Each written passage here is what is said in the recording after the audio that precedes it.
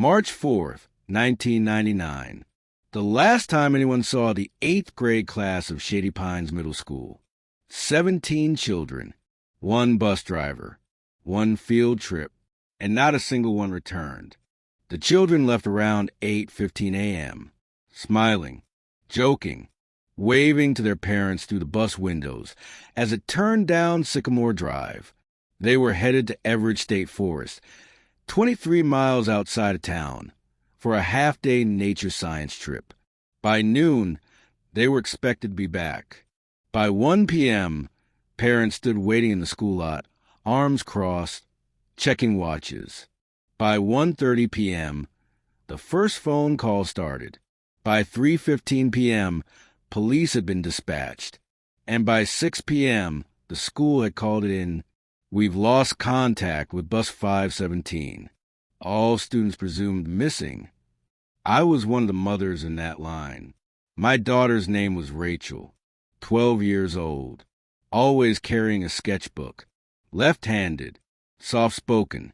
I had tied her hair in a braid that morning, tucked a granola bar into her hoodie pocket, and when she got on the bus, she smiled like she'd be back by lunch. She never came home. None of them did. The bus didn't crash. There was no distress call, no skid marks, no tire tracks, no witnesses. It simply never arrived. No trace, no smoke, no wreckage. Only silence. The forest was searched. Air units combed the roads. Helicopters circled the county for weeks. They found nothing, not even footprints. The bus had 18 people on it, and it disappeared like fog in sunlight. That was 25 years ago. People don't talk about it anymore. Not in town. Not on anniversaries. Not even at the church. They built their silence around the story like bricks around an open grave. I didn't. I couldn't. My husband moved out in 2003. Said I was obsessed. Maybe I was. But if your child disappeared and you knew no one was really looking, you become obsessed too. I kept Rachel's room just as it was. Posters on the wall. Sketches taped to the closet. Her last pair of sneakers lined up by the door. One of them still had pine needles stuck in the sole. People say time heals. I don't believe that. Time just teaches you how to carry something sharp without bleeding all over the floor. For 25 years, I didn't move on. I moved around it. There was one photo taken that morning by a teacher outside the bus. It showed the children lining up, laughing. Rachel stood near the back, holding her sketchbook to her chest. I've looked at that photo every day for 25 years. I didn't know what I was looking for until I found it, but I'm getting ahead of myself. The police launched what they called a comprehensive multi-agency effort. They set up a 10-mile search radius around Everett State Forest, brought in dogs, used infrared, interviewed the ranger on duty, checked every road, trail, and service entrance. But the forest is over 40,000 acres, and the bus had never entered it, at least not by the main road. That much was confirmed. I met other mothers. At first, we clung to each other like lifelines. Then slowly, grief spread us apart. It's hard to hold hands when everyone's breaking in different directions. Helen lost 2 boys, twins. Carmen's daughter had asthma. She'd only agreed to let her go because the trip was short. Danielle's son had tried to stay home that day. He had a stomachache. She made him go anyway. She never forgave herself. The school had no answers. The driver, Elliot Crane, was 58. Clean record. 30 years behind the wheel. No history of illness or instability. He never showed signs wanting to run or hurt anyone. He was just gone. Like the rest, we held vigils, posted flyers, hired private investigators. I sold my car to pay one of them. He lasted 2 months before quitting. There's nothing there, he said. It's like the bus drove off the edge of the earth. But buses don't vanish. Children don't evaporate. And when they do, it's because someone helps them disappear. In 2007, the official case file was archived, marked cold, status, pending discovery. That's how they described our children. Pending, like a delivery that might still arrive. In 2014, the school was renamed. A private arts academy opened in its place. They built a glass atrium over the old parking lot, where I'd stood waiting for the bus that never came. Sometimes I'd walk by it just to feel the air around that spot. Sometimes I thought I could still hear the engine. I still get letters, usually from people who think they saw something. A boy in Kansas who matched the description. A woman in Nevada who swore she saw a yellow bus near an abandoned airstrip. They never pan out, but I chase everyone because I promised Rachel. I told her wherever she was, I'd keep looking, even if I had to do it alone. Then came February 8th, 2024. I was cleaning the basement, sorting old boxes. I found a copy of that photo again, the one of the kids lining up outside the bus. But this copy wasn't mine. It was mailed to me. No note, no sender, just a photo, and a small red circle drawn around one corner. I looked closer, near the back of the group, past the students and the teacher and the driver. There was a man, half visible, standing by the trees, in a coat too long for the weather, hands in his pockets. He wasn't part of the school, wasn't in any known staff list, and he wasn't watching the children. He was watching the bus. I stared at him for hours. Then I remembered something else. Rachel had drawn a man in one of her last sketches. Long coat, face in shadow, standing near trees. I went upstairs, opened her closet, found the sketchbook. Page 6. There he was. Same shape, same posture, same coat. She'd seen him before that trip. The police had missed him. We all had, but Rachel didn't. I scanned the photo, sent it to the other parents. Most didn't respond. Some had changed numbers, moved away, started over. But Helen replied. Her voice was shaking. I remember him. He stood near the field during practice one day, said he was an uncle, but he never spoke to anyone. Why wasn't he questioned? Why wasn't he recorded? Why did no one follow up? Because no one was looking at the edges of the photo. They were all staring at the center. I sent the image to a digital enhancement expert online. He cleaned it up, confirmed it wasn't a shadow, wasn't a tree. It was a man. And when he adjusted the light, I saw something else. The name tag on his coat, faded, barely visible. But there, it read, Everidge staff, C. Maddox. But Everidge Force reported no employee by that name. Not in 99. Not ever. I printed it out, pinned it above Rachel's desk. And for the first time in 25 years, I didn't feel like I was chasing a ghost. I felt like the ghost had been watching us the whole time, and I wasn't going to blink again. I stared at that name until my eyes blurred. C. Maddox, printed on a jacket that wasn't supposed to be there, worn by a man who'd vanished before anyone knew to ask who he was.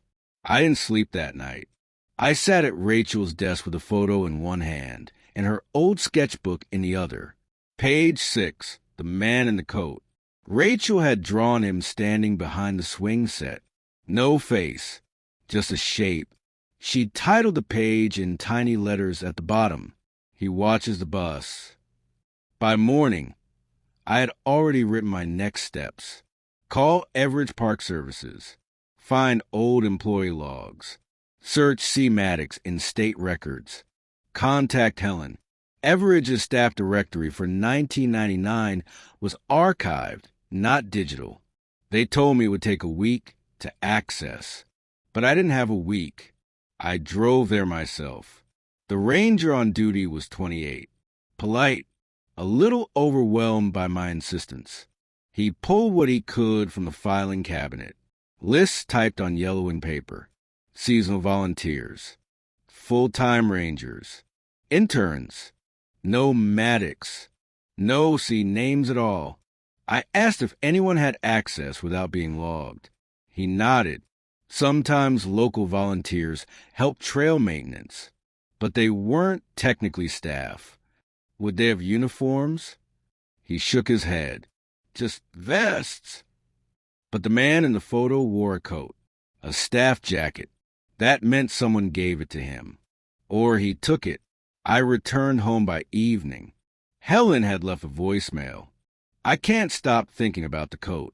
I remember a man with one, not long before the trip, said he was from Everidge, wanted to speak to the principal about trail maps. I didn't think anything of it.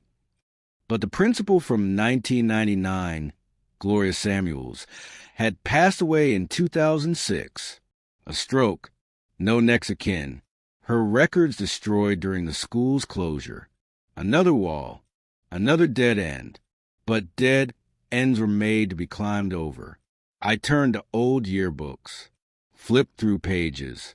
Faculty, staff, parents, and then something strange. On the field trip planning committee page, under advisory consultant, there was a name handwritten in blue ink. C. Maddox volunteer. No photo, no mention elsewhere, no title, just penciled in. I took the yearbook to Helen's house. She met me at the door with tea. We sat on the porch like it was 1999 all over again. I showed her the page. She turned pale. I remember that name now. He handed out trail maps. Told the kids to be careful near water. I assumed he worked for the park. Did you ever speak to him? No, but my boys said he smelled like gas. We were quiet for a long time. Then she said, "Do you think he planned it?" I don't know yet, but he was there, and we weren't told. The next day, I took the photo to the police, the same department that had dismissed every lead since 2001. They barely looked at me. The officer at the desk said, "If you have new evidence, you're welcome to submit it." I asked to speak to the cold case unit. "It's not active," he replied. I asked again. He sighed, took the photo, wrote a note. "They'll call you." They didn't. I drove home, opened a cassette box where I kept Rachel's last birthday letter, held it in my hands.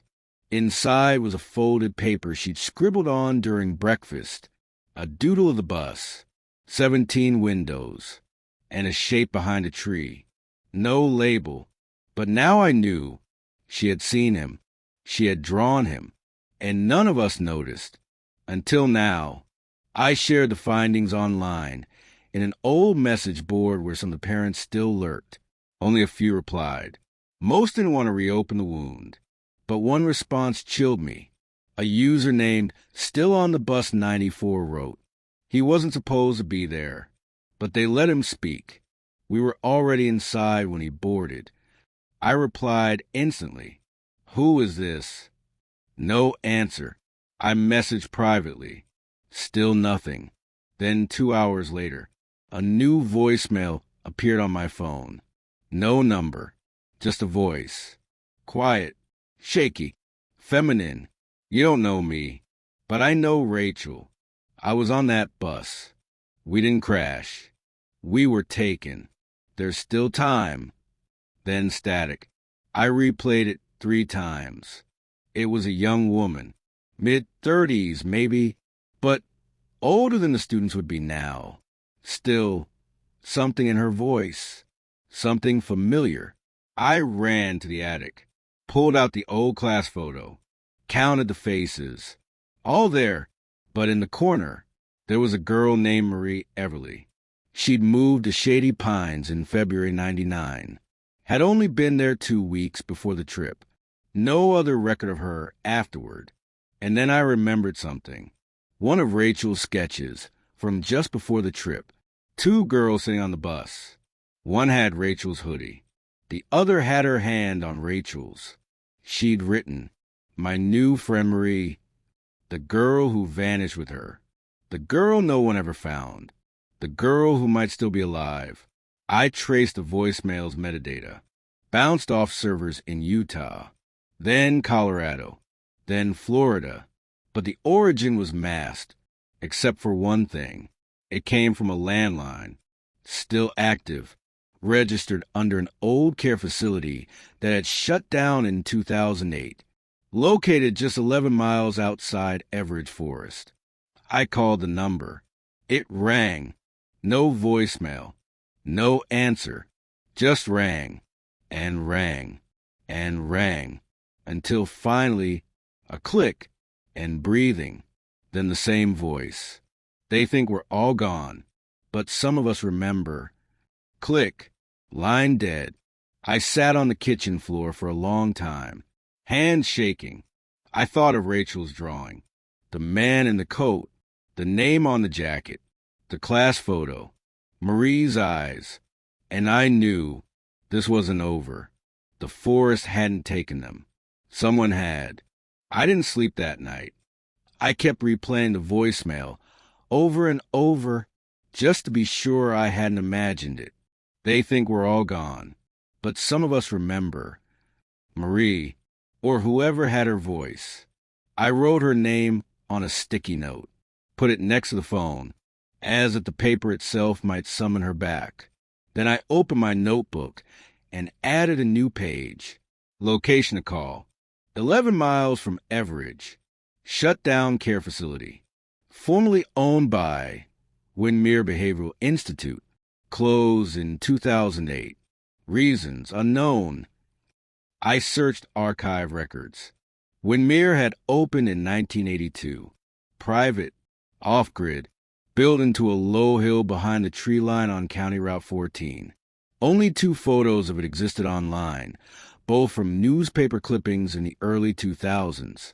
Neither showed much, just a small brick structure with frosted windows and a long gravel path that seemed to lead nowhere.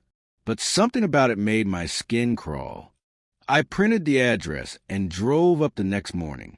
Cloudy skies, empty road, no traffic. I passed 2 farms, a boarded-up gas station, and a church with a missing steeple. Then I saw it, buried beneath brush and overgrowth. Windermere. The gate was broken, the sign barely visible. I parked along the shoulder and stepped out.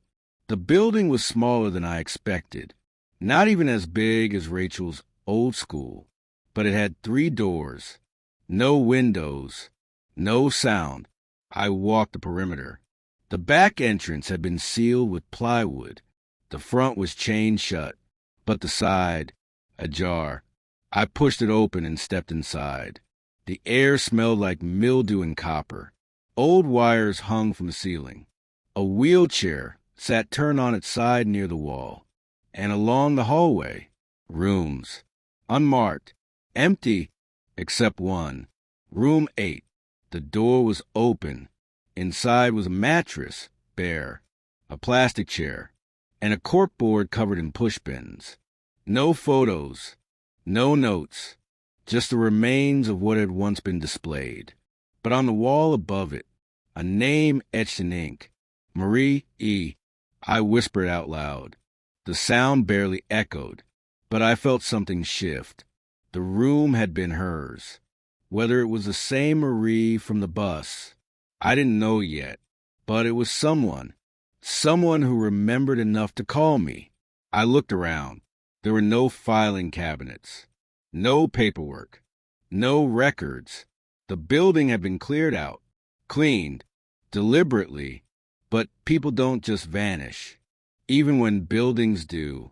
I left Windermere and drove to the county office, asked for its original permits. They were archived in storage. It took 2 hours, but the clerk finally found a manila folder labeled Windermere Institute, EST 1982, closed 2008. Inside were floor plans, zoning details, ownership signatures. and one odd sheet, a transport form, signed March 7, 1999, 3 days after the bus vanished. It listed 17 arrivals. No names, just juvenile subjects, restricted identities. From Forest Site 7C, destination, holding Block C, Windermere Behavioral. I stared at the numbers, the exact number of children on the bus.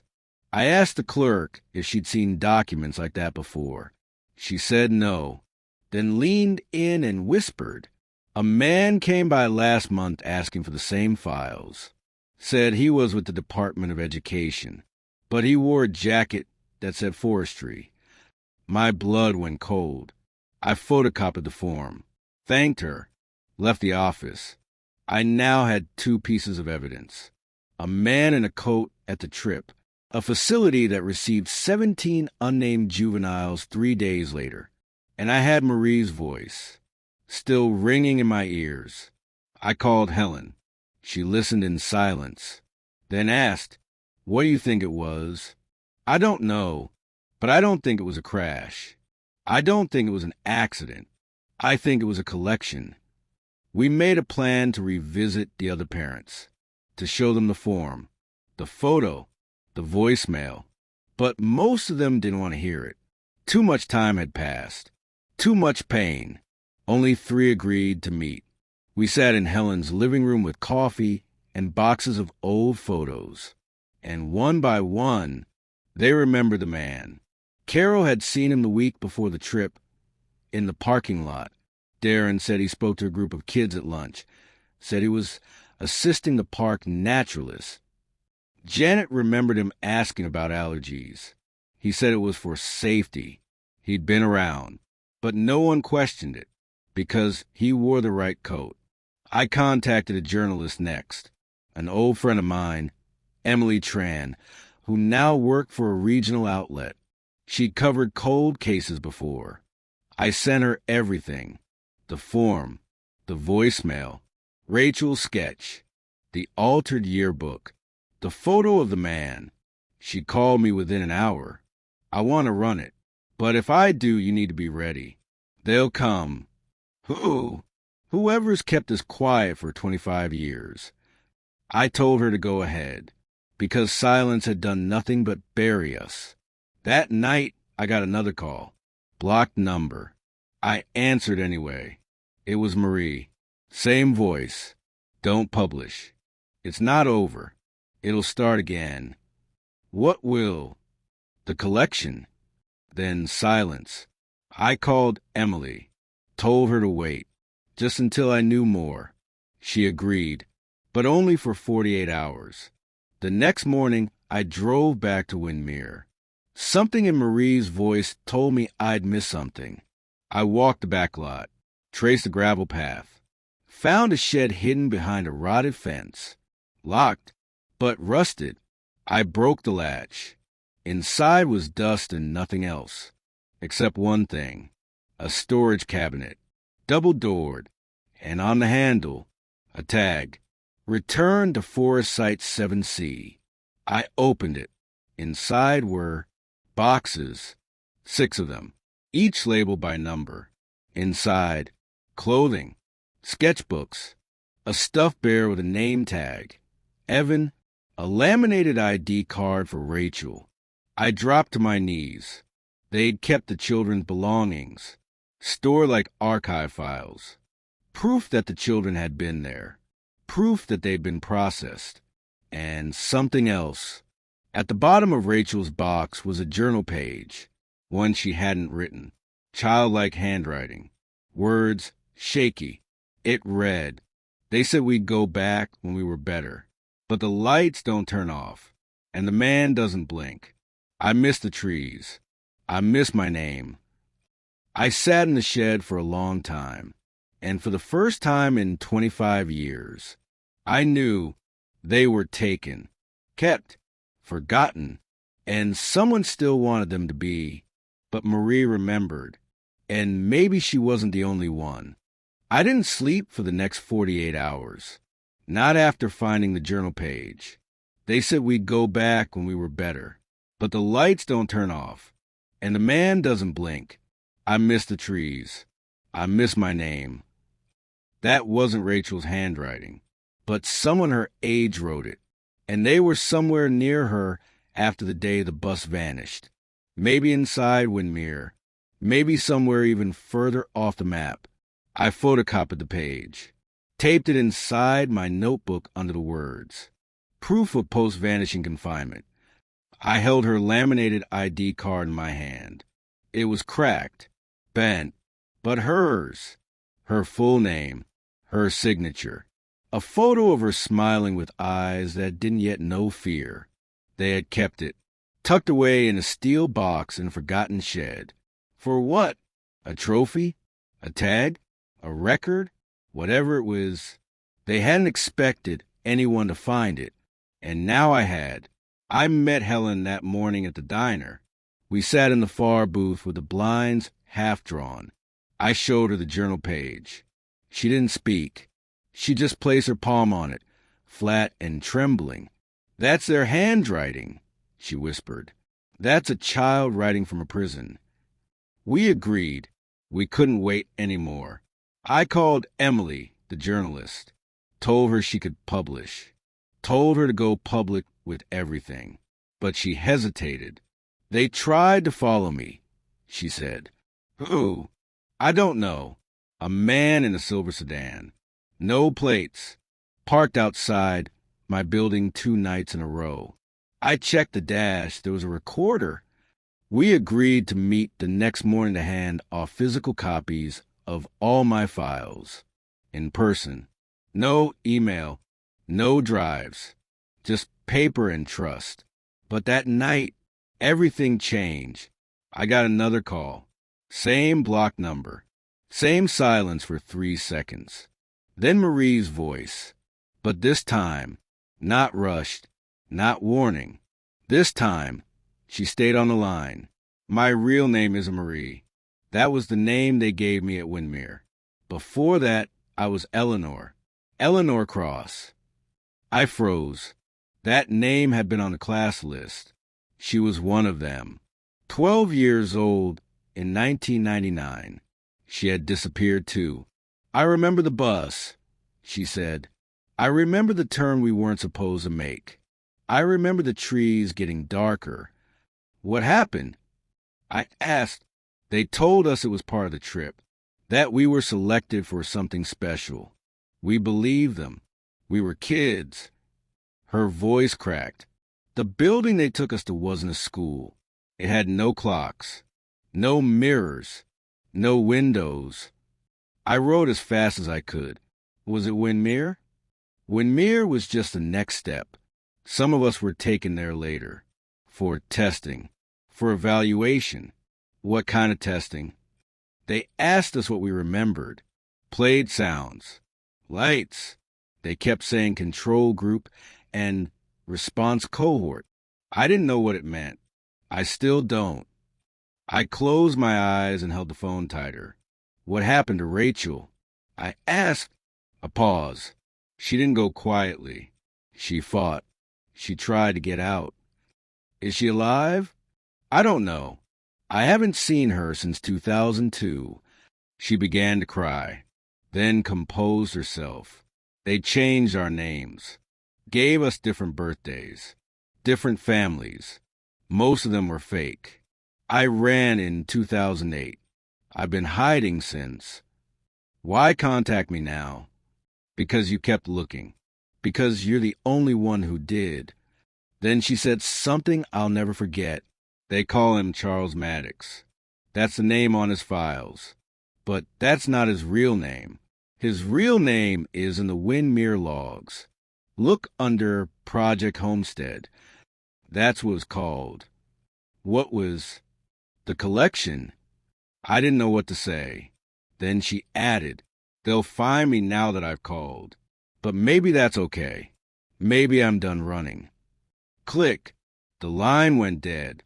I sat in the dark, the notebook open on my lap, hands shaking. Charles Maddox. Not just a ghost. Not just a face in a photo. But real. and connected to something called Project Homestead. I drove to the library the next morning, looked through archived newspaper clippings from the early 80s, searched for government experiments, black site programs, youth psychological evaluations, and I found it buried in the back pages of a 1984 investigative expose. Project Homestead, a federally funded behavioral study, allegedly tested long-term memory reprogramming on volunteer children in remote facilities. A spokesperson denied all allegations. No arrests were made. Program was shuttered in 1987, or so they said, but I knew better, because Rachel's class vanished in 1999, and Charles Maddox wasn't arrested. He was given a staff coat, a bus, and a list of names. I contacted a man named Gregory Shaw, a retired Freedom of Information Act officer. He owed me a favor. I asked if he could find anything about Project Homestead or Charles Maddox. He called me back 2 days later. Officially, no files exist, but I found something in the DoD filing logs. Maddox had a badge number, 443-918B, active from 1992 to 2004. Who was he? A transport supervisor. I asked for a photo. He sent one. My blood turned cold. It was a man in the woods. From the photo, from the sketch. Same coat, same posture, same look, only now he had a title, Logistics Director, Behavioral Cohort Transport Division. I sat in Rachel's room for a long time, looking at her posters, her sketchbook, her drawings of the bus, the woods, the man who never blinked. She had tried to tell me, all those years ago, but I didn't see it. Now I did.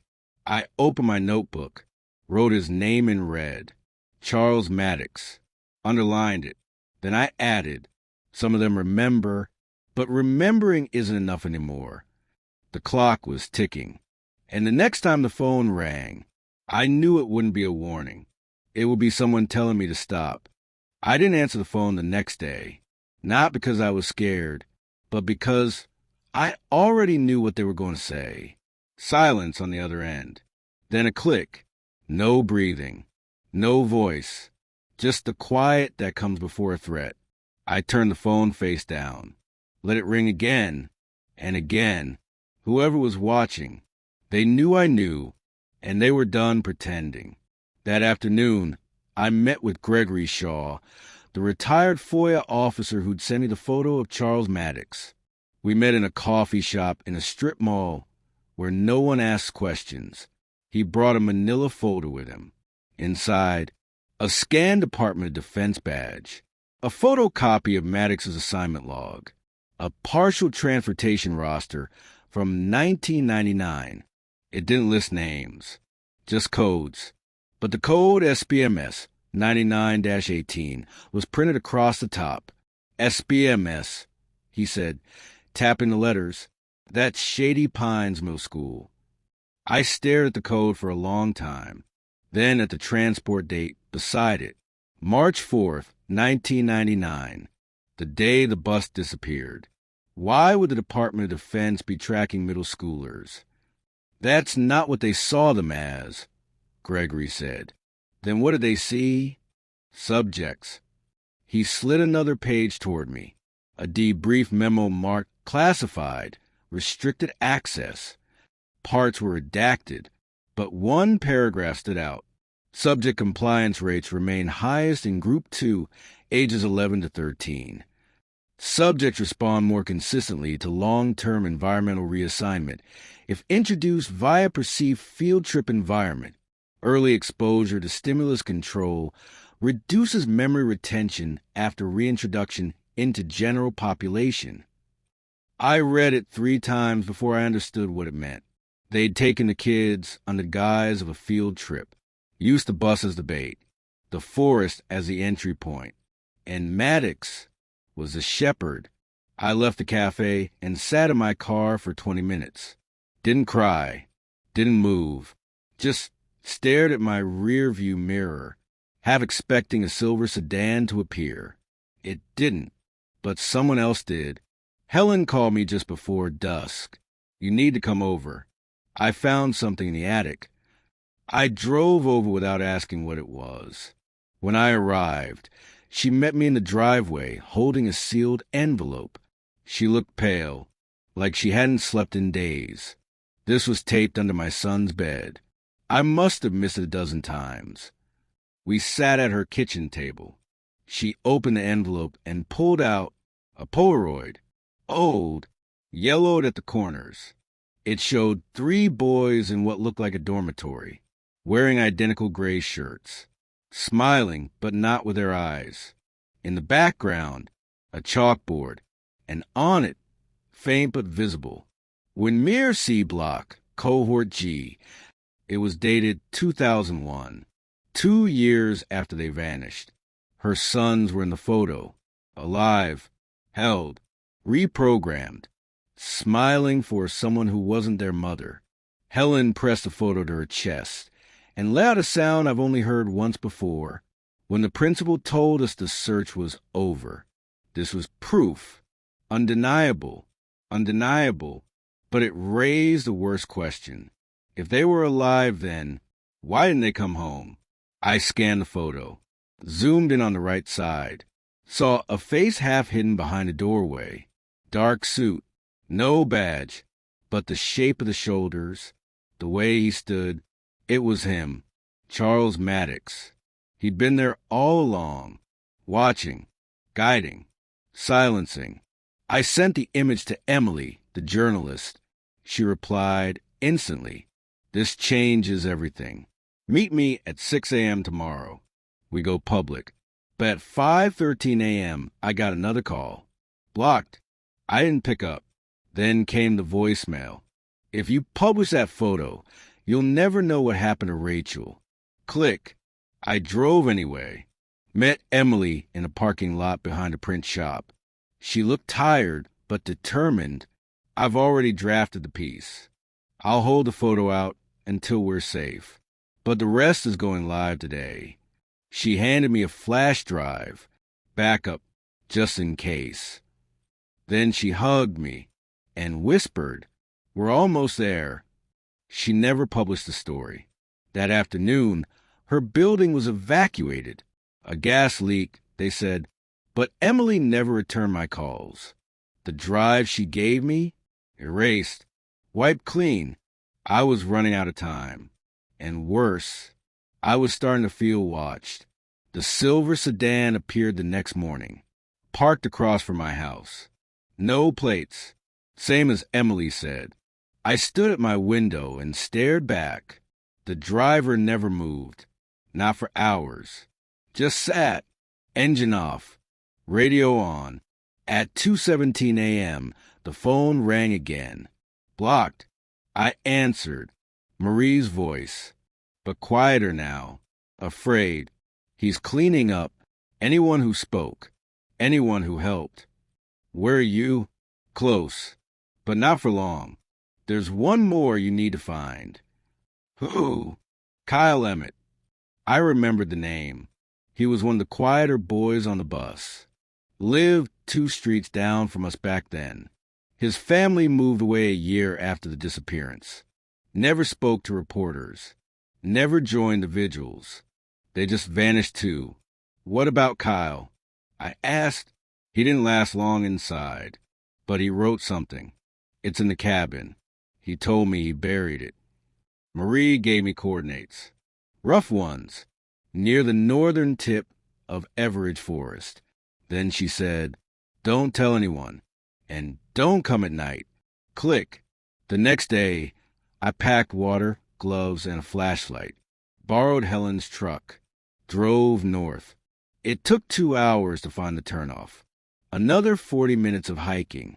Then I saw it, a small hunting cabin, boarded windows, rotting roof, and near the side, a stone marked with a hand-carved K. I dug, 6 inches down. Plastic bag. Inside, a school notebook. The name Kyle Emmett written across the cover. The first page said, "If you're reading this, I'm not here anymore. They made us forget, but some memories bleed through. This is what I saw. This is what they did." I sat on the cabin step and flipped through the pages, shaking hands. Each one told a part of the story.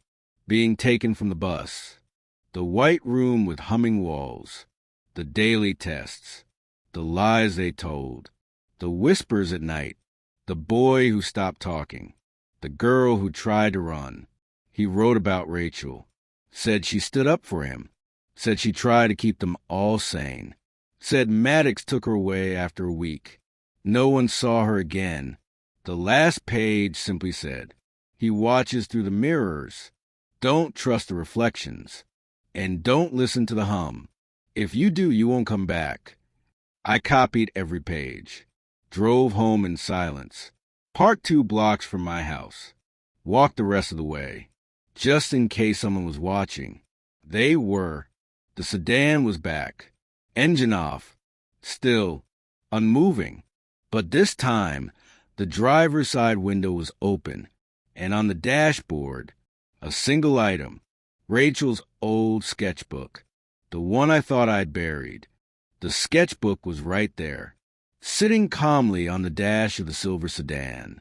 No broken glass, no signs of a break-in, just a book, Rachel's name written in her handwriting on the cover, the one I had stored away with her things, the one I thought I'd buried with the past. I stepped toward the car slowly. No one was inside. Driver's door locked. Passenger side unlocked. I opened it with shaking hands. Picked up the sketchbook. It was cold. The pages inside hadn't been touched in decades. The edges were slightly torn, but every drawing still spoke. Quiet and clear. The swings. The school bus. Her friend Marie, or Eleanor as I now knew her. The trees. The figure with no face, standing by the forest's edge. But there was one I didn't remember. Toward the back, drawn in heavy pencil, the lines darker than any other. It showed the inside of a room, rectangular, featureless, 1 fluorescent bulb overhead, a steel door, and 15 beds, each with a child lying down, their eyes wide open. At the bottom, she had written, "We wake up, but we're not awake." I closed the sketchbook and looked back at the car. It was empty, but the driver had been close. Close enough to break into my home, to take something so sacred, to give it back. But not out of kindness, out of message. They were saying, "We can reach anything, even your memory." I scanned the street. No movement, no sound, just stillness. But it wasn't safe anymore, not even here. I drove to Helen's that night, told her everything. We laid the sketchbook on the table, went page by page. She stopped at one that looked familiar. "That's my son's shirt," she said. "What do you mean?" She drew a minute, but that was after it went missing. He had lent Rachel a jacket the week before the trip, a green windbreaker with a small tear on the left cuff. She drew herself wearing it in one sketch, and in the same image, a symbol appeared on the wall behind her, a small spiral. Rachel didn't draw symbols. She wrote words, but this spiral appeared in 3 other places. I flipped through. It showed up in the corner of the room drawing, a tree's bark, the lower step of the school bus, all identical. 3 turns inward, like something pulling you in. Then I remembered Kyle's journal. 1 entry, "Don't trust the spiral." That's where the hum hides. I opened the journal, matched the symbols. They were the same. So what was a spiral? A sound? A memory? A program? I didn't know, but I knew who might. I called Gregory Shaw again, told him about the spiral. He paused. "That's Project Homestead's mark," he said. It showed up on a few of the old filing folders I scanned, but I didn't know what it meant. Find out. I'll try, but they're erasing everything. Elaine, Any file I pull vanishes from the server by the next day. I hung up, went to the garage, dug out Rachel's old cassette player. It hadn't worked in years, but I still had one of her mixtapes. I put it in, press play. It clicked, then silence, then static, and then a tone, low, repetitive, like something underneath the song. I turned the volume up, listened closer. There was again the hum. I played another tape, one I'd made. Same hum, faint, barely there, but there. They'd embedded it in our media, in the things our children listened to, maybe even before the trip, priming them. For what? Control? Erasure? Relocation? I needed answers, and I was tired of asking politely. That night, I drove back to the Windermere grounds. Armed with gloves, a flashlight, and my notebook.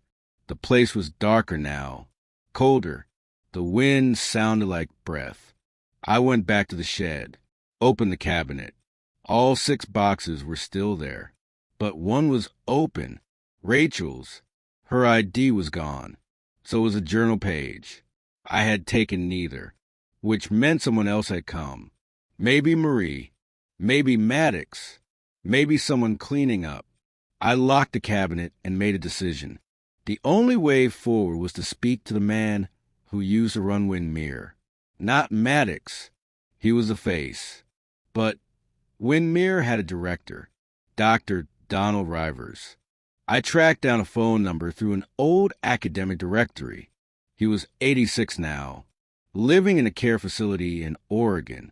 Dementia, partially blind, no visitors. I made up a name, said I was a graduate student working on a dissertation about therapeutic institutions of the 1990s. They allowed a visit. It was a 4-hour drive. I didn't tell Helen. Didn't tell anyone. Just packed a folder and left. Dr. Rivers was waiting in the sunroom, wrapped in a blanket, staring out the window. I sat across from him, took a photo of Rachel out of my pocket, placed it on the table. He didn't react. Then I said, Windermere. His jaw moved slightly. Then, I didn't pick the name. The government did. I leaned in. What was Project Homestead? His hands twitched. Started as a rehabilitation effort. Became something else. Memory redirection. Identity overwrite. Children? Always children. Easier to soften.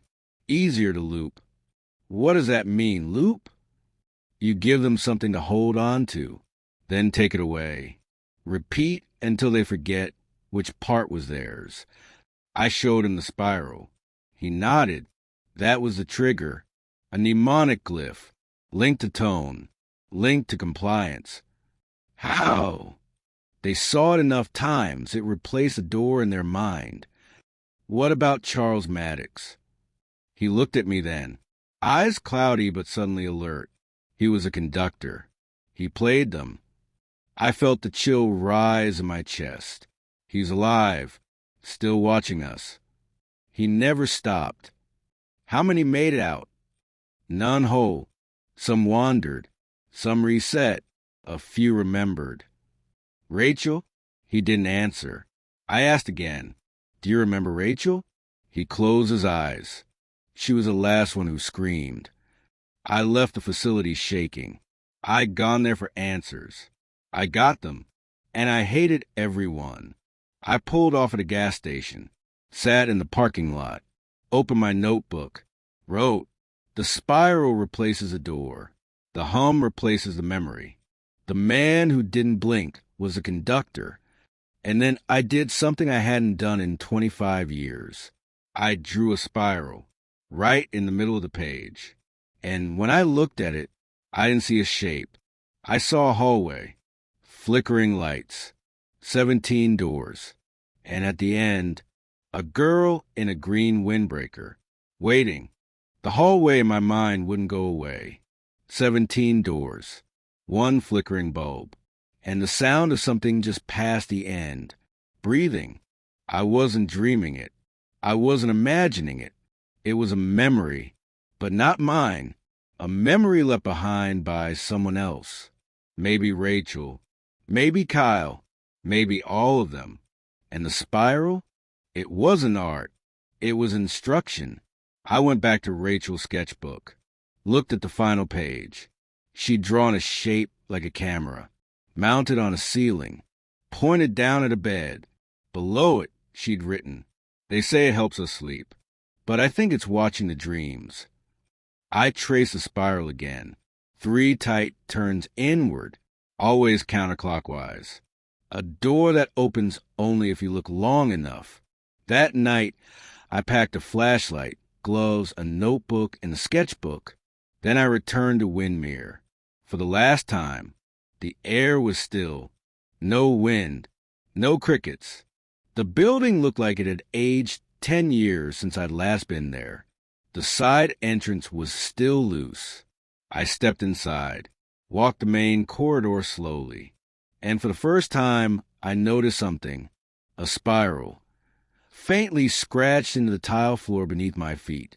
It had been worn down by time, by shoes, by bleach maybe, but it was there, leading toward the back hallway I'd never entered.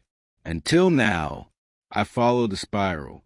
Left, left, left again, and then a steel door. No knob, just a panel with a vertical slit, like an old card reader.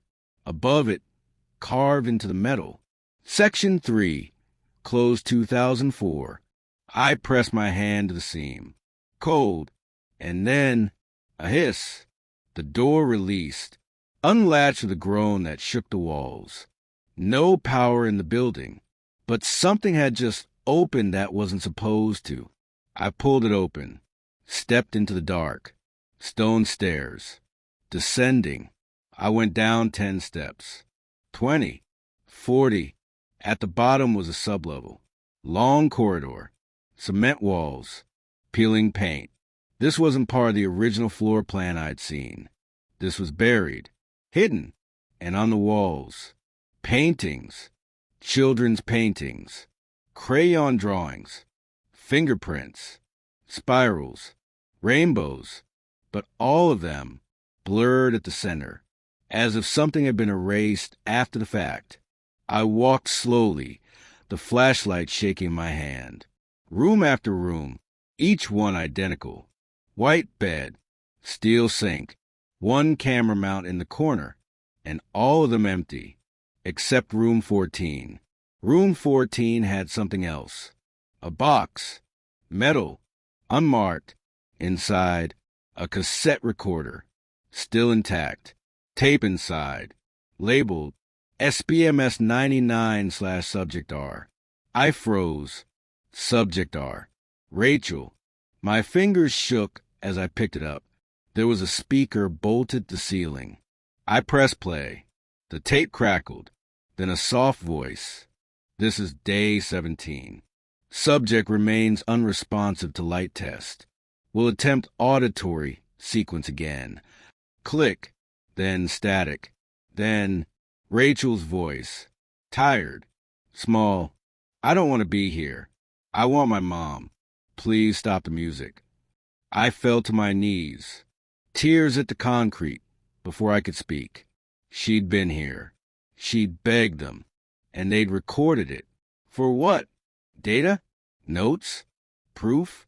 The recorder clicked again. Another voice. Not Rachel's. Not the doctor's. Male. Familiar. She's resisting imprint. Transfer to loop cohort recommended. Maddox has signed off. My heart stilled. Maddox. He'd authorized it. He hadn't just watched. He decided who stayed, who broke, who got sent to the loop. I rewound the tape, played it again. Same voices, same words. Then I noticed something in the corner of the room. Another spiral.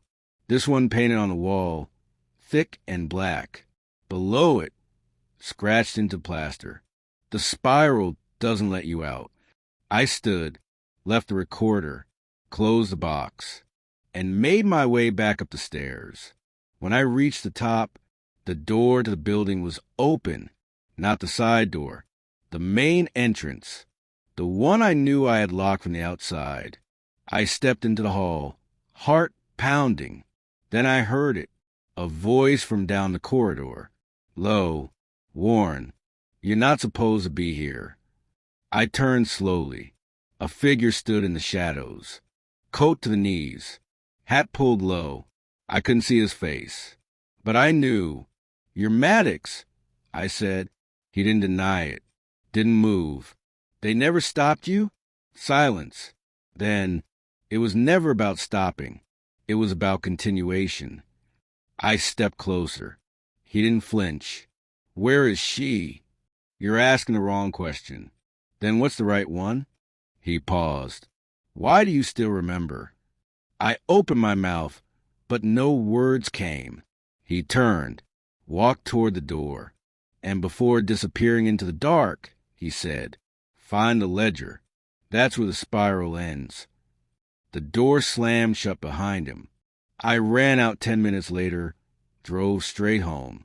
Didn't speak, didn't eat, just sat in the kitchen, staring at the sketchbook. The spiral burned into my mind, the hum still echoing in my ears. Then I remembered something. Gregory Shaw had said Project Homestead logs were stored off-site in paper format, never digitized. One place might still hold them, the old Department of Youth Behavioral Archive in Tall Pines. I called him, told him what I'd found, told him about Maddox. He didn't speak for a full minute. Then, there's one storage locker that was never cleared. Might be nothing, or it might be exactly what we need. We met there the next morning, rented a van, opened the rusted door to storage unit number 19. Dust fell like snow, and in the back corner, a filing cabinet. Locked. We broke it open. Inside, folders, tapes, old logs, and one leather-bound book with a homestead insignia on the cover, a spiral. Inside were names, dozens of them, each with a code, a facility, and a status. Most said, integrated or unresponsive. Then I saw it. Row 18. Subject R M517. Facility, Windmere. Code, Luke Cohort. Status, held. Last update, October 2003. Held. Not transferred. Not deceased. Not erased. Held. Somewhere, maybe still, and for the first time in 25 years. I had something that could prove it. Status, held. That one line shifted everything I believed about time, about grief, about Rachel. Not gone, not erased, not moved, held, like a memory trapped behind glass. I copied the page, tucked the ledger under my arm, and left the unit with Gregory. Neither of us spoke on the ride back, not because we had nothing to say, but because the silence finally had weight. Truth carries its own gravity. Back at my house, I laid the ledger across the dining table. Row after row, children reduced to entries, first initials, facility IDs, test batch numbers, outcome tags. But it was Rachel's entry that burned in my chest. Subject R M517. Luke Cohort, Windmere Facility. Status, held. Last update, October 2003. That's 4 years after the disappearance. For years of life somewhere unseen, unknown, Gregory flipped to a tab labeled Retired Facilities. Inside, scribbled notes about buildings, staff disbandments, silent shutdowns. Some closed due to exposure, others redirected. Windmere had no official shutdown order, no final report. It had simply been marked non-compliant, erased, do not pursue. We highlighted every document referencing Luke Cohort, then cross-referenced by initials. We found more names. Helen's sons were listed under the same batch as Rachel, and so was someone else. Eleanor Cross, Marie, the survivor who had whispered the truth to me through static and fear. Her record said, escaped, unstable recall, monitor remotely. Then Gregory noticed something I hadn't. Each child had an acoustic profile code, a 4-digit number that likely corresponded to whatever that hum was. Rachel's was 4417. That number kept echoing in my mind until I opened Rachel's tape recorder again, replayed the last audio she'd ever recorded before the trip, and there it was, time-stamped. Track 4 to 441, 7 seconds. The frequency shift, the first note of the hum. They'd started it before they took them, priming the loop, priming memory for collapse. Gregory looked at me. They weren't taken for what they knew. They were taken for what they could forget. I stepped outside, walked to the tree in my backyard, the one Rachel used to sit under with her sketchbook. She drew spirals there too, long before we knew what they meant. She saw what we didn't. She always had. I called Helen, told her what we found. She came over within the hour, sat with us while we read the ledger, tears in her eyes, hands in her lap. She whispered, my boys might have been alive in 2003. Might still be, or might not, she said. Then she said something that chilled us both. I got a package this morning. She opened her purse, pulled out a small envelope. Inside, a Polaroid photo, blurry, a hallway, just like the ones I'd seen beneath Windmere. And in the distance, 2 boys, wearing gray uniforms, standing side by side, eyes wide, expressionless. Helen gasped. Her fingers trembled. That's them. No return address. No message, just a photo. On the back, a timestamp. July 2002. That's 3 years after the disappearance. 1 year before Rachel's held status ended. They'd been together. At some point. Inside whatever part of Windmere hadn't been on the map. The loop. Then Helen reached into the envelope again. There was something else. A small metal tag. It read, LCB-003. Gregory's eyes widened. LCB, loop control block. 3. I whispered, meaning there were at least 2 others. I went back to the spiral Rachel had drawn beneath her bed. Each turn represented a facility, or a floor, and at the center, a box, labeled in her writing, me. She had drawn herself at the center of the loop. Not lost, not running. Stuck. Gregory made one more call. To a former field tech who'd worked under Maddox. He lived off-grid now. Wasn't easy to find. But we got a hold of him. He didn't want to talk. Until Gregory mentioned Rachel's name. And Project Homestead. Then he agreed. We met him in a closed diner 2 towns over. Middle of the afternoon, empty booths, fluorescent hum. He didn't introduce himself. Just sat across from us and said, you know what Windmere was? I do now, I said. Then you know it didn't end. I showed him Rachel's page. He nodded.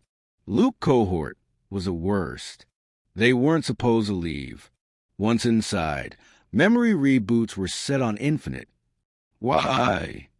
To erase trauma, to rebuild loyalty. But the brain doesn't forget forever. It fractures. Where is she? I asked. He hesitated, then reached into his coat, pulled out a folded document. This was scheduled for shredding. I kept a copy. He placed it on the table. Subject departure log. Date October 14th, 2003. Facility Windmere, Sublevel 3. Name, RM517. Status, hold to no / contingent. What does no mean? I asked. Erasure, but not always death. Sometimes reassign. sometimes deep hold. Is she still alive? He looked at me carefully. If she is, she doesn't remember you. I sat back, hands on the table. Then, what's the final facility? That's the thing. They never named it. But I heard them call it the Meadow, like it was safe. But it wasn't. I left the diner shaking. Helen cried the whole way home. Gregory drove, said nothing. We were near the end. We could feel it.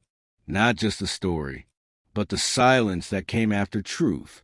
That night, I stood in Rachel's room, held her ID badge, her sketchbook, the cassette tape, the photo of the hallway, and I made a promise I hadn't made in years, not just to remember her, but to find the version of her still trapped in someone else's spiral, because she didn't forget me. She just needed help finding her way back. And the next morning, the first package arrived at my door, wrapped in brown paper. No name, no address, just a note taped to the top. She drew this the night before they took her. The package sat on my porch like it had always belonged there. Brown paper, no return address, just a note taped to the top. She drew this the night before they took her. I didn't open it right away. I carried it to the kitchen, sat with it under the soft light, fingers trembling, because part of me thought, if I open this, and what's inside is real, then everything I believed about how loss works changes. I peeled the tape slowly. Inside, wrapped in tissue paper, a single sketchbook page. The edges were torn, as if it had been ripped out in a hurry, and in the center, a drawing, Rachel's. I knew her lines, her light touch, the way she always shaded counterclockwise. It was a field, wide, flat, bordered by trees. In the middle stood 17 figures, no faces, just outlines, and at the far right, one girl holding a spiral. Above the field, she'd written in pencil, "This isn't a meadow." I took it in both hands, pressed it to my chest, cried like I hadn't since 1999, because she'd seen it. She knew where they were taking her, and she left this for me. Gregory ran the page for prints. There were 3. One was mine, one was hers, and one, unknown. The next day, a second package arrived. This time inside, a tape, cassette, like the one Rachel had used. On it, a label in small handwriting. Our loop exit. No return address. No context. Just a sound. I played it. Static. Humming. Then her voice. Older. Tired. But still Rachel. If you find this, I think you're my mother. I don't know for sure. They said I used to have a family. But I kept a picture I don't think they saw. Click. Then more static. Then, the spiral was a trick. The meadow wasn't real. But I kept something they couldn't take. My name. I froze the tape. Rewound it. Played it again. Her voice. Speaking through time. Through the noise. And then, after another minute of silence, the final sentence. I remember now. My name is Rachel Marie Fallon, and I want to come home. I fell to the floor, clutched the player like it was her heartbeat. 25 years of silence, shattered in 17 seconds. That night, I didn't sleep. I laid out every file, photo, sketch, and scrap, built a map on the floor of everything I'd found. The spiral, the ledger, the loop, Windmere, the meadow, Project Homestead, and in the center, Rachel's voice. Gregory and I agreed. The tape was authentic. It matched Rachel's profile, tone, age, which meant she'd been alive long after we were told to stop hoping. I filed for a FOIA inquiry, a new one, using the tape as evidence of continued detainment. It was denied, classified under national security. But someone had heard it, because a week later, a third package came. This one contained nothing, just a note. Typed, plain, "You were right, but it's too late." They dismantled the loop in 2004. She never left the spiral, but she remembered you. I sat in Rachel's room for hours, reading every word she'd ever written, tracing every drawing, listening to her tape again and again, and something began to shift. The pain wasn't gone, but it had shape now. It had edges, and edges mean you can begin to hold something. Helen and I held a memorial for the others. No caskets, no bodies, just 17 chairs in a circle, their photos in the middle, a tape player on the table. We played Rachel's voice out loud. Let them all hear it, the ones who came, and the ones who couldn't. The town didn't make a statement. The school board never responded. The papers barely noticed, but the families did. One by one, they reached out, some still too broken to speak, others ready to fight again. We started an archive, called it The Spiral Doesn't Win. We scanned everything, recorded statements, built a case, not for the police, not for Congress, but for truth. A year later, I stood before a room of students, high schoolers, telling them about Rachel, about the field trip, the photo, the missing bus, the note on the last sketch. And when I finished, one girl raised her hand. Do you think they could do it again? I didn't lie. Yes, but not the same way. They'll use quieter methods now, brighter rooms, better lives. I left the auditorium, stood alone in the hallway. It looked like Rachel's school, and for a second, I saw her at the lockers, hair in a braid, sketchbook under her arm. She looked at me and smiled, then turned the corner. I didn't chase her. Some ghosts don't need to be followed, because I found what I came for. Not answers, but memory. Not justice, but proof. Not rescue, but something just as rare. Return. I still play the tape every year. Same date, same hour. And sometimes, if I'm quiet enough, I hear her humming along, the same way she did in the back seat of the car, 25 years ago. If this story stayed with you, subscribe. Tell me where in the world you're watching, and what time the truth found you.